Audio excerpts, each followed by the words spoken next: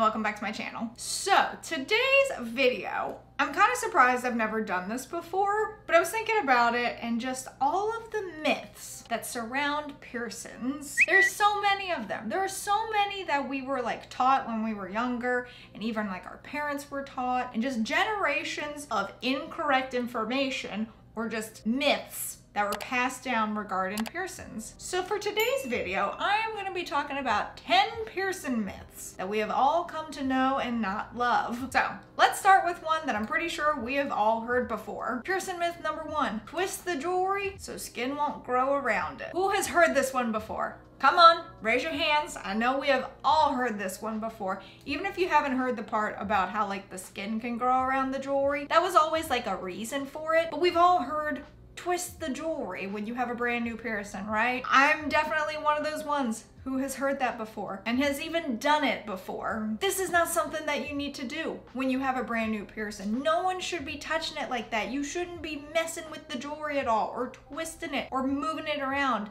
The only time that you should ever touch it is if you're cleaning it, and that's it. Don't be twisting your jewelry. In fact, this can further irritate your piercing, damage all the fresh skin cells, all the brand new skin cells that are trying to form around it, and can prolong the healing process. Why we were told to do this is beyond me. Piercing myth number 2, keloids are common. Now the problem with this one is that keloids and piercing bumps have somehow become interchangeable. Yes, keloids fall into the category of a piercing bump, but a very common piercing bump that we all most likely will experience with at least one of our piercings is not the same thing as a keloid. And I have an entire video explaining the whole differences of them. Keloids are a far more serious issue than just a regular old piercing bump. Piercing bumps will usually go away on their own after some time. It may seem like forever, but they will eventually go away on their own. Keloids, on the other hand, not so much, at least not without some medical assistance. Also, piercing bumps are usually very small, a little bit of red, and they go away on their own. Keloids, go look up a picture of an actual keloid. I promise you,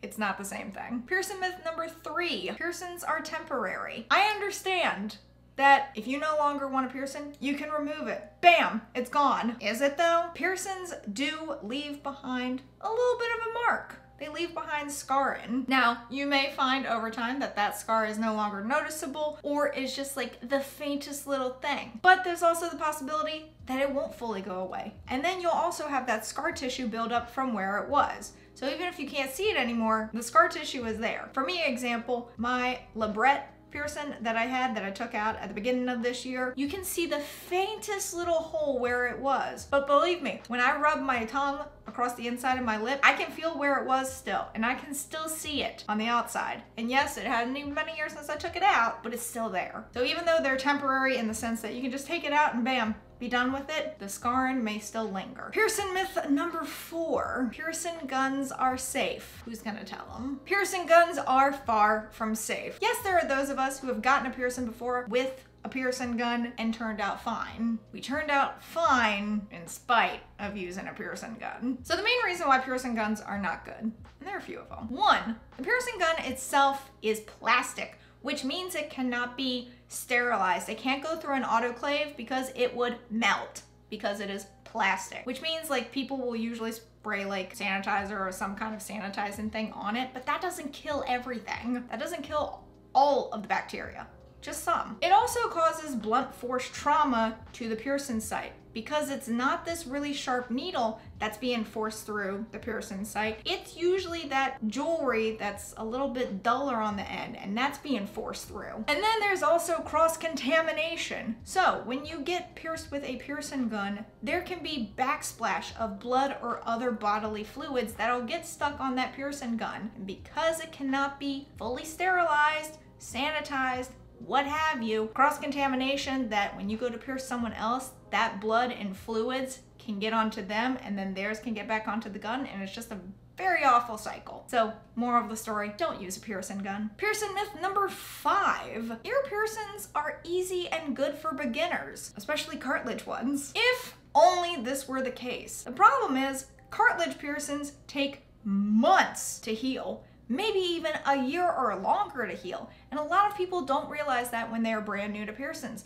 They just go in and they're like, I want my helix pierced, I want my tragus pierced, or something like that. And they don't realize the commitment and the lifestyle that they're gonna have to incorporate now in order to care for this piercing. So this is not to dissuade anyone from getting a piercing, especially if you're new to the whole piercing scene, but it is more of an awareness thing that they aren't easy. You may have an easier time with some of them. Like I always say, my conch piercing was a breeze, but I feel like a lot of people struggle with that one. Maybe I just got really lucky with it. But it definitely depends on your body and what your aftercare looks like. So while I wouldn't say it's easy or like great for beginners, that's not saying that you can't do this, especially if you're new to the piercing scene. It's just more of a be aware type of thing. So the whole myth that those types of piercings are easy and great for beginners, I wouldn't necessarily say that. Maybe change that wording a little bit to be more so be aware. Piercing myth number 6, ointments can help with healing. No. Also quite unfortunate. So I always mention that you should never use something like Neosporin on a piercing because Neosporin can keep oxygen from getting to the piercing, which it needs in order to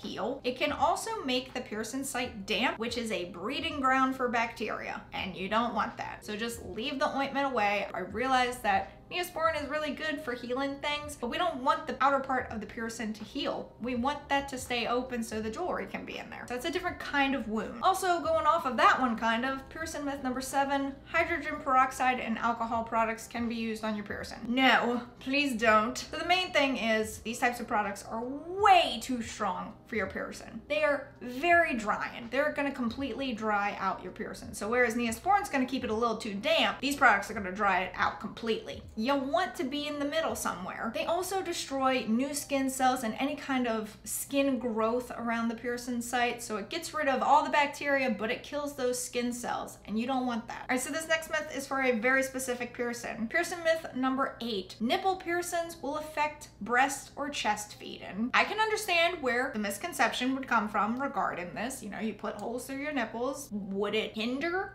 being able to breast or chest feed? No, as long as you don't keep the jewelry in, which you should not be doing if your baby is breast or chest feeding. It's probably a choking hazard. Don't keep the jewelry in. But having nipple piercings does not impact the ability for one to breast or chest feed a baby. Piercing myth number 9, infections are common. They're actually not. They're a lot less common than you would think. Keep in mind that a piercing is a type of wound and that you need to carry out proper aftercare in order to make sure that it heals well. Infections shouldn't arise unless something disrupts it, such as improper aftercare or even like bumping it or something like that. Something that causes a little bit of a disturbance, that's what's gonna potentially lead to an infection, unless you catch it in time. There's also a difference between irritation and infection. What often people think is an infection is really just an irritation. I have an entire video about that. And then piercing myth number 10, piercings can paralyze you. So this one is more specific towards piercings like eyebrows or the tragus. Something to keep in mind is that piercings don't go deep enough to hit nerves to damage them at all. So you do not risk being paralyzed from the act of getting a piercing.